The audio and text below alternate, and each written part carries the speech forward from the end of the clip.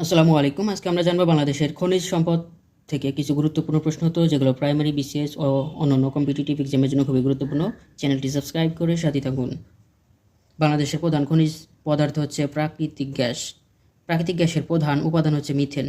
বাংলাদেশের সর্বপ্রথম গ্যাস ক্ষেত্র আবিষ্কৃত হয় 1955 সালে সিলেটের হরিপুরে।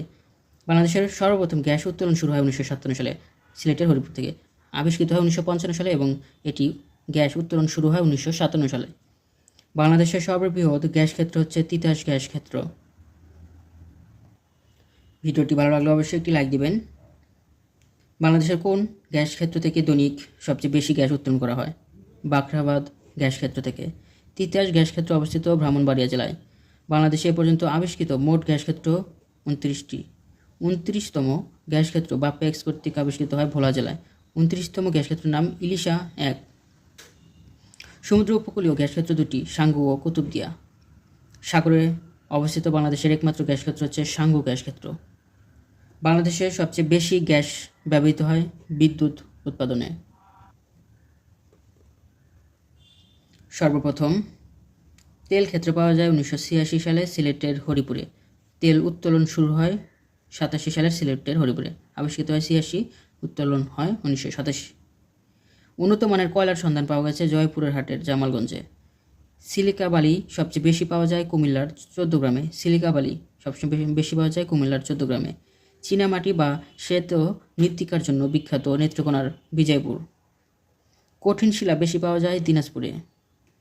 কালো সোনা বা ব্ল্যাক গোল্ড বলা হয় তেজস্ক্রিয় বালুকে, কিন্তু হোয়াইট গোল্ড বলা হয় বাংলাদেশের হিমায়িত চিংড়ি মাছকে, এবং তরল সোনা বলা হয় পেট্রোলিয়াম বা খনিজ তেলকে তরল সোনা বলা হয়। তেজস্ক্রিয় বালু পাওয়া যায় কক্সবাজারের সমুদ্র সৈকতে। গন্ধক চট্টগ্রামের কুতুবদিয়া। ইউরেনাস মৌলভীবাজার জেলার কুলাউড়া থানা। ইউরেনাস পাওয়া যায় এবং গন্ধক পাওয়া যায় চট্টগ্রামে। চীনামাটির সন্ধান পাওয়া গেছে নেত্রকোনা জেলার বিজয়পুরে। হীরক ও স্বর্ণ প্রাপ্তির সম্ভাবনা আছে কোথায়? দিনাজপুর জেলার বড়পুকুরিয়ার কয়লার খনিতে। বাংলাদেশের কোন জেলাটি কয়লা সমৃদ্ধ জেলা? দিনাজপুর। বাংলাদেশের মাটিতে কিসের আধিক্য দেখা যায়? অ্যালুমিনিয়ামের। প্রাকৃতিক গ্যাস বা তেল অনুসন্ধানের জন্য বাংলাদেশের সমগ্র ভূখণ্ডকে ভাগ করা হয়েছে দেশজ প্রাকৃতিক তেল ও গ্যাস অনুসন্ধান নীতিমালা 2019-এর আওতায়। সমগ্র দেশের অনশোর অঞ্চলকে ভূভাগে 22টি ব্লকে এবং অফশোর অঞ্চলকে সমুদ্র সীমার ভূভাগে হচ্ছে 22টি আর সমুদ্র সীমায় 26টি ব্লকে ভাগ করা হয়েছে। পূর্বে সমগ্র দেশ মোট 23টি ব্লকে বিভক্ত ছিল। বর্তমানে ভূ বিভাগকে 22টি আর সমুদ্র সীমায় হচ্ছে 26টি অঞ্চলে বিভক্ত। পূর্বে ছিল 23টি ভাগে সমগ্র দেশ বিভক্ত ছিল।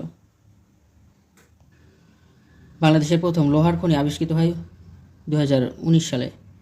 বাংলাদেশের প্রথম লোহার খনি আবিষ্কৃত হয় দিনাজপুর জেলার হাকিমপুর উপজেলার ইসবপুর গ্রামে। নোট: খনিটিতে উন্নত মানের লোহার আকরিক ম্যাগনেটাইট পাওয়া গেছে। লোহা ছাড়াও খনিতে কপার, নিকেল ও ক্রোমিয়াম রয়েছে। খনিটি আবিষ্কার করে বাংলাদেশ ভূতাত্ত্বিক জরিপ অধিদপ্তর জিএসবি।